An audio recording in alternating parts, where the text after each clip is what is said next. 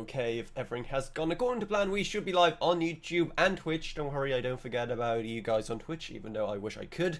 Welcome back to Weekends of Avrona. Yes, I know I didn't do it for a while, but, well, there has been a pretty good reason for that. I was away. I went to Poland for a couple of days. Actually went across the border to Lviv in Ukraine for a couple of days as well. That was really, really fun. So that is why you didn't get any weekends with Avrona for pretty much all of April, but now we're back. It's like late April and we're getting one more, and it's a very exciting one because I cannot state how excited I am for just the huge treasure trove of juicy news that one Mark Zuckerberg video released onto the world of VR. I don't know, my relation with VR is a very weird one. I am a big proponent of the tech. I really want to be excited for it, but it's just been so so boring, and I think a large part of it is just the fact we aren't really getting too many games for it.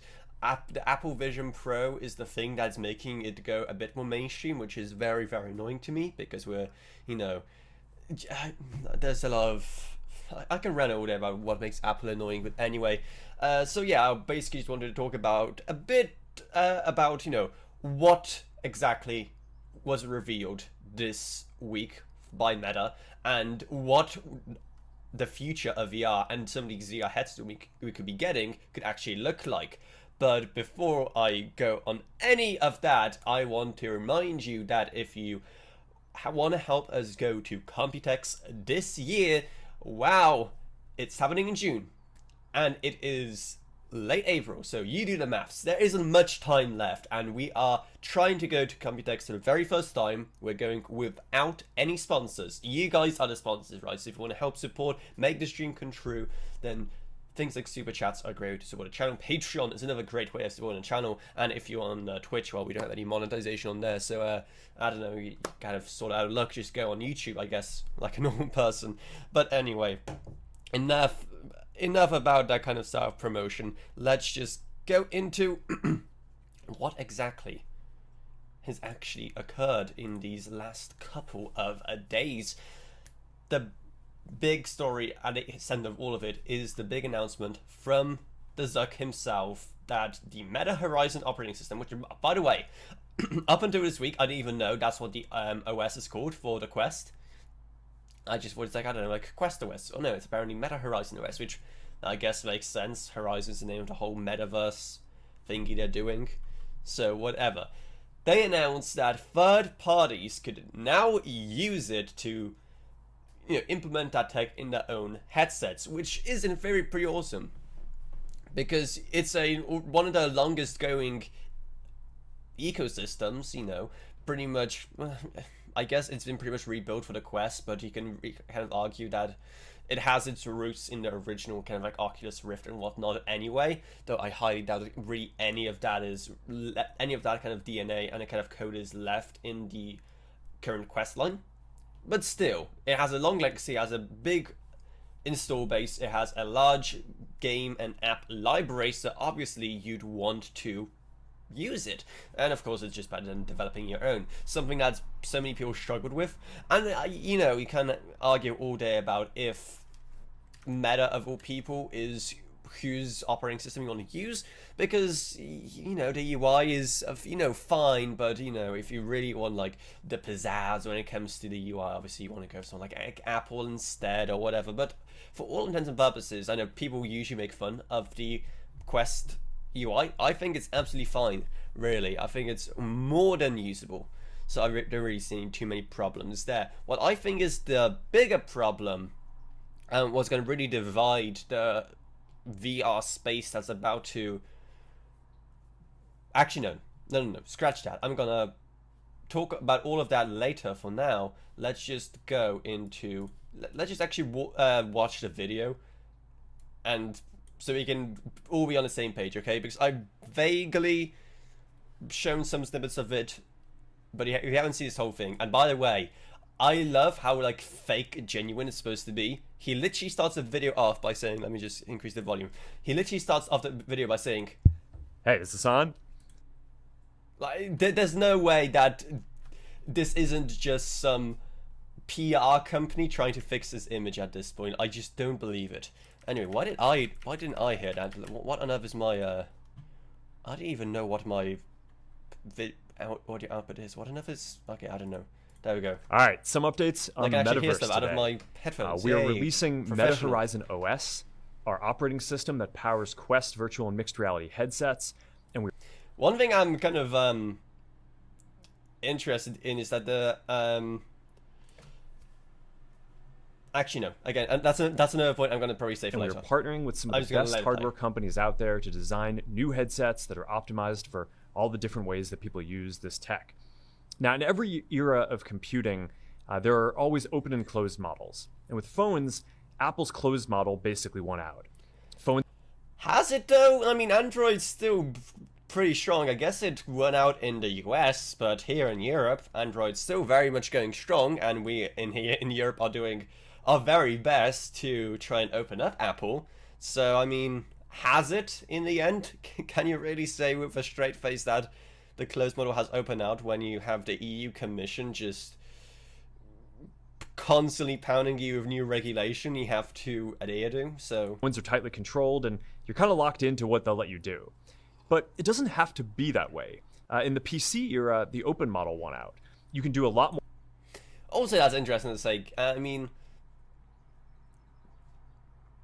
with Windows, even though it's proprietary software, it's a very interesting case, because even though it's proprietary, everyone just kind of treats it like just this ubiquitous thing that you don't really even think about. So very much the open model exists, even though at the core of the modern PC is a closed source, proprietary, paid for operating system. Like, it just doesn't matter. It's still just this open thing you can do literally anything with, which and obviously there have been some hints here or there. Microsoft will finally just make Windows free or whatever and just add ads, but it's Microsoft. They're just going to probably make it paid and have ads, because why not? They're the biggest company in the world, or one of the biggest ones, then they're allowed it. More things, install mods, we've got more diversity of hardware, software, and more. So our goal is to make it so that the open model defines the next generation of computing, again, with the metaverse, glasses, and headsets. So that's why we're releasing our operating system so that more companies can build different things on it. We've been building Meta Horizon OS for about a decade. We started building it off Android, and while it's still compatible, we've now... We're definitely going to get onto AndroidXR later on. Don't you worry. Also, let me know if the volume is okay on Mark. I don't get any feedback on that, so hopefully it's fine. Please tell me if it's fine. I just realized, however, that my volume isn't fine because you can only hear me out of one ear. Why is that? That's interesting. Let me quickly fix that. Where's my settings? There it is. Settings. Channel. Oh, I cannot change my channels on the go. Really? Really, OBS? How do you expect me to just change my... Okay. Try this. Is it any better now?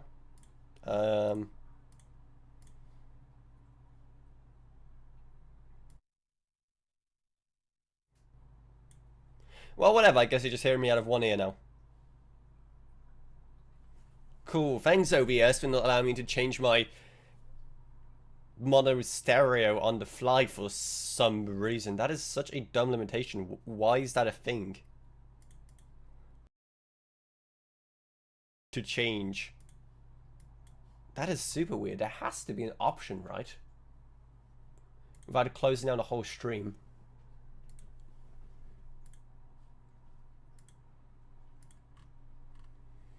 No, apparently someone at OBS just didn't think that through. Cool. Awesome. Thank you so much, OBS. One more thing I can try is with my audio tracks here. Nope, that is not happening either. Sweet, you can only hear me out of one ear, so enjoy like the weirdest ASMR ever. Built it into a much broader and more capable mixed reality and spatial computing OS. The key ideas behind Meta Horizon OS are a feeling of presence with people no matter where you physically are, bringing digital objects like huge screens into your physical space. Okay, yeah, one thing about that is, one thing I was very worried about with VR for a while is the monopolization of these various systems of communication by Apple. You'd imagine that, you know, if there was these kind of just like VR communication methods straight out of like Cyberpunk or something, you know, when you have like an avatar of a person just in the top left of your peripheral vision, that it would be kind of locked behind certain ecosystems. And I think one of the biggest things for OBS too, no, I said OBS. I was ranting on OBS and I'm saying OBS. One of the biggest things for VR to overcome now is making it that it is all intercompatible. So for as much as we like having competition, it also just means having all of these various standards that more often than not don't really work with each other. So that's one other thing there where I'm really excited for what the new regulation from the EU Commission will do for the future of VR, because I don't want to see a VR feature where if you are wearing a Vision Pro 10 or not even 10, even just like a second or third or fourth gen Vision Pro, seeing how fast that tech is going, I don't want it that you can really only interact with other people using it if they also, you know, have the entire Apple ecosystem strapped to their head and in their pocket and whatnot. So I think that's very important, and it is going to help out, especially seeing how, again, I'm going to talk about it a bit more later when AndroidXR launches. Obviously, I very much imagine that OS will be very much compatible with this OS when it comes to not just, you know, things like video calling like this, but also, I mean, just so many different ways where VR headsets can kind of communicate with each other for some really awesome stuff. Basically, if you just want a list of ideas of what I want from VR, just go play Cyberpunk. Feeling of presence with people no matter where you physically are, bringing digital objects like huge screens into your physical space, navigating and interacting with virtual spaces, and supporting developers and creators and building all these new apps and experiences. You can do all this on Quest today, but now we're also working with Lenovo, ASUS ROG, Xbox, and more. This is where it gets spicy. They basically announced that Lenovo, ASUS ROG, and Microsoft Microsoft Xbox are bringing their own VR headsets powered by Meta, of all people. Especially for, for ASUS ROG, Lenovo, that's fine, but Microsoft using Meta's Android-based OS rather than basically a version of Windows for their one.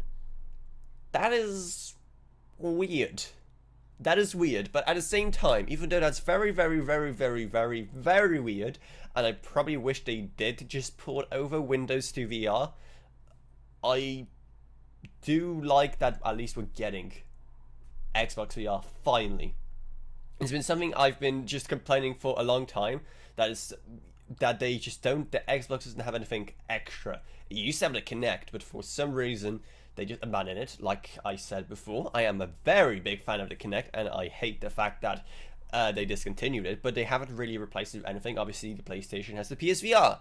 And one idea I had that I think would really help Xbox with a kind of pretty big drop in hardware sales has been seeing recently is being able to hook up a VR headset to it and play VR games via it. So instead of having to buy a PC to play PC VR games, you can instead hook it up to your Xbox and then use that as the compute source for the VR headset, I think that would be absolutely awesome. But they just haven't done it, and it looks like they may be doing it. Obviously, we don't know if this is going to be a standalone headset with really good hardware inside of it, or is it going to link to Xbox? I think, given the tricky situation the Xbox finds itself in, either solution I think would be fine. Having a really good standalone Xbox in a headset format, I think that would be absolutely great. It would be another great, essentially another Xbox Series model, but in a slightly different form factor, to diversify the revenue and to kind of pick up the slack that normal based home consoles have been kind of lacking on. So I think that could work. And alternatively, in the other direction, if they have just this really good VR headset and you can use the Xbox for it, I think that will greatly increase the sales of the Xbox, because at its price, the Xbox is still the best gaming PC. You just can't beat it with performance. So if you don't have a PC but you want to play on this Xbox VR headset or any other Xbox VR headset, you can just buy an Xbox, and then using an Xbox you can play normal TV games, or you can play VR games. I highly doubt it would be compatible with the PlayStation, but that's such a big value proposition, right? Because you just have a Xbox VR headset, right? That it makes Xbox money. You can use that VR headset with your Xbox that you may or may not have already. You could probably most likely use it with the cloud, or because it is Microsoft we're talking about. Though I have no idea what latency on the cloud for VR would be like. Probably not the best, but I don't know. It would be worth a shot, I guess. You could use it with your PC. You could use it, I don't know, anywhere with like any other system. So I think the value proposition is there is really, really awesome. And also ASUS ROG making one. Lenovo is Lenovo, who cares about Lenovo, but ASUS ROG, that's another big one. They've really shown that they want to innovate. They don't want to be just an motherboard and graphics card. They haven't been that for a long time. The product stack is really diverse, but they've been mostly just working on stuff that is fairly simple. But then out of nowhere, they just jumped out of the ROG Ally, an all-in-one console basically designed from scratch by them, and that's not something you can design very easily. So that kind of dedicated hardware for them, it shows that they can do it.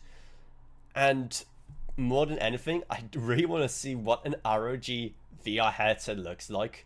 Are they going to go for like a very edgy gamer aesthetic that they're kind of known for, or are they going to go for something a bit more sleek that actually people would be less embarrassed to wear? I don't know. Let me know your thoughts in the live chat. To build headsets that are going to be designed for specific use cases. So you can imagine a lightweight headset that pairs with your computer on your desk to provide the best work experience, whether you're at home or anywhere else you go. Or you can imagine one that's fully focused on watching immersive entertainment like movies and videos with the highest resolution OLED screen. That would require more immersive content to come out. I think that's apart from just games for VR not really being as big of a market as they probably should be. I mean, Half-Life Alyx was pretty much the last big VR game to come out, and that came out in 2020 or something. The same thing with content. I would love to start getting into making VR-oriented content for my channel. I think I've got a really cool vertical to get into. But one, the equipment right now is pretty expensive. I mean, other expenses, like, hey, Computex, which, leave a super chat or whatever if you want to have this go to Computex. But also, the demand is just, it's getting there. And I think it's really going to come down to one person really cracking the code when it comes to how to be a VR YouTuber. And by that, I don't mean a YouTuber that does videos about VR. I guess that can be part of it, but a YouTuber that makes videos specifically for VR. If you kind of crack the code of how to make that kind of good, entertaining, informative, or like whatever point of that content is, it's just going to go a bit more swimmingly. It's just going to have one person that shows that, hey, you can make videos that make sense to make that are, you know, like 180 or full 360 even. I think that it's just going to take that one. Is it going to be me? Is it going to be someone else? Who knows? Screens, or think of one that's fully optimized for gaming with support for all kinds of different peripherals and haptics. You can imagine one that's designed for exercise, that's extra light with sweat-wicking materials, or maybe just a version that comes out of the box with Xbox controllers and a Game Pass so that you can immediately just start playing on a big screen anywhere you go. That does kind of suggest, okay, I was going to say that does kind of suggest cloud support by him saying anywhere you go. I guess technically you can, if it has like pretty good hardware inside, I guess you can technically just play anywhere you go either.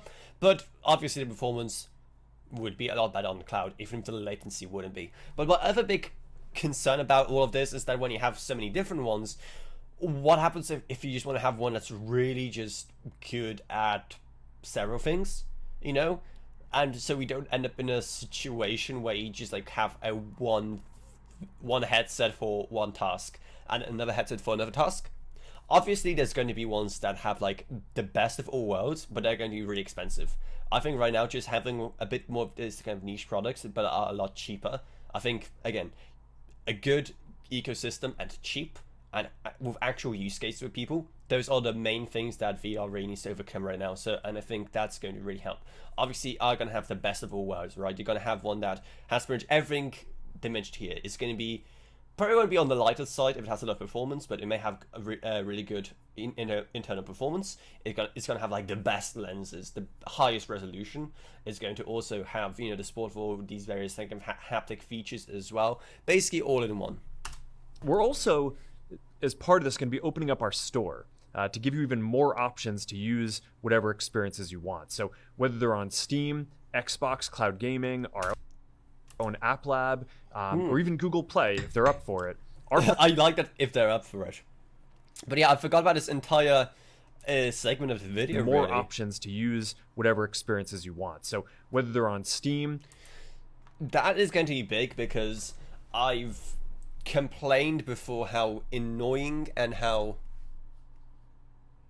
really all over the place the way the buying experience is right now on Meta. And it's just so unclear to the average Joe. They actually had to make a lot of, like, several videos explaining how to actually buy apps on Quest.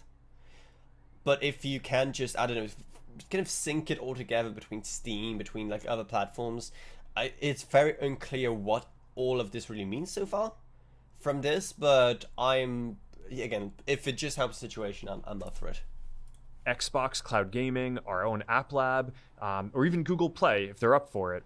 Our philosophy is that we want you to be able to run the content on Quest or any Meta Horizon operating system headset. All right, so opening our OS, that's the next step in bringing all these different use cases of the metaverse to everyone. It's probably going to take a couple of years for some of these new products to start launching, but I'm really excited to get started on this next chapter and to get this into your hands as soon as possible. Mark, you're amazing. Who would have thought that out of all the people right now, out of all of the big billionaires, that Mark Zuckerberg would be one of the cooler ones right now? Again, there is probably some VR, oh my word, not VR, PR company involved in trying to rebuild his image, but I don't know, I've never really had too much of a problem with him on Meta. I think a big issue was, it was just a knee-jerk reaction, let's be honest. A lot of that kind of hate directed towards him and the company. Anyway, obviously the other big part of this entire story is the fact that Google and Samsung are allegedly launching their own competitor. And what's actually funny is that I found this article talking about how Google tried to convince Meta to switch to its upcoming AndroidXR operating system. I could definitely envision a future where that would be useful. Because again, like I said, I think one of the biggest killers to really anything is just having these too many options that aren't compatible with each other. But if it is, and I mean, it's all Android based, and I think Meta has shown they are very open to being open, create settings, and I think Google as well will be very open to being as intercompatible with Meta as possible. So I don't think it will be an issue. It just, again, would make it that you just don't have to worry about too many operating systems. Especially when trying to get people who aren't into VR. They are used to there being really just two options when it comes to things like the phones or the computers, right? It's either Android or iOS, or it's either Windows and macOS. So adding this kind of third player, I think it could potentially... It's going to be interesting because people are aware of the reputation. Meta's definitely making a reputation when it comes to VR. But I think for just the average Joe who knows Windows and Android on one side and then macOS and iOS on the other side, just basically the Apple ecosystem versus the Google and Microsoft ecosystem, they're just gonna go like, who's this third player? Like, why should I trust a Meta operating system of all things? And if we do want to get serious about VR, we just have to try and make it that just the biggest normies can really easily understand that kind of stuff. But I don't know, let me know what you think of all of this. I think it's really exciting still, and I definitely can't wait to see what they are going to really do and what these what these brand new headsets are going to bring. So I mean, that's really it for this one. I still have plenty of recording to do today, so that's why I'm keeping it kind of short, but I think I've kind of said everything I wanted to say in this episode. So again, just subscribe so you don't miss another one. I'm not going anywhere anytime soon, so don't worry, these should be getting back to a bit of a more normal upload schedule.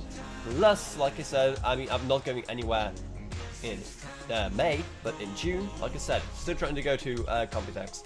We're going to have any sponsors, so if you want to help make that happen, then subscribe, like, it goes a long way. You can also leave a super chat. You can also subscribe, support on Patreon. That also goes a long way. Buy literally anything. It can even be a can, I don't know, a tin of soup, from Amazon. Whatever it is, via our links, it does help a lot. Anyway, that's what it's.